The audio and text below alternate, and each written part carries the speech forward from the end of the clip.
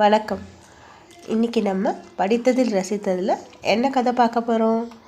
செல்வந்தனாக 100 வழிகள். இதுதான் நம்ம கதையோட பேர். ஒரு நகரத்தில் ஒரு பெரிய செல்வந்தர் இருந்தார்.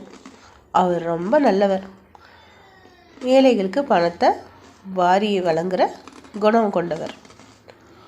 ஒரு நாள் ஒரு பூங்கால நடந்து போயிட்டு இருந்தார். அப்போது ஒருத்தன் கண்டல் ஆடை அடைஞ்சிட்டு ஒரு பிச்சைக்காரன் எதிரே வந்தான். பிச்சைக்காரன் சொன்னான், ஐயா, நீங்கள் எனக்கு உதவி செய்யணும். என் தோற்றத்தை பார்த்து நான் ஒரு பிச்சைக்காரன் நினச்சிடாதீங்க. நான் ஒரு எழுத்தாளன், புத்தகம் ஒன்று எழுதியிருக்கேன் அப்படின்னு சொன்னான். பெருஞ்செல்வர், என்ன புத்தகம் எழுதியிருக்க? பிச்சைக்காரன், செல்வந்தனாக 100 வழிகள் என்ன புத்தகம் எழுதியிருக்கேன். உடனே செல்வந்தர் சிரிச்சுக்கிட்டே, எழுத்தாளன்ற, செல்வந்தனாக 100 வழிகள்னு புத்தகம் எழுதியிருக்கேன்ற, நீ எழுதின புத்தகத்தை உன் வாழ்க்கைக்கும் எந்த தொடர்பும் இல்லையே.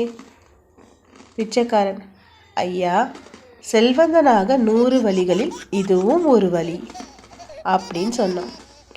அவனுக்கு கை நிறைய செல்வம் கொடுத்து சிரிச்சுக்கிட்டே அனுப்பி விட்டார் அந்த பெருஞ்செல்வர். நன்றி.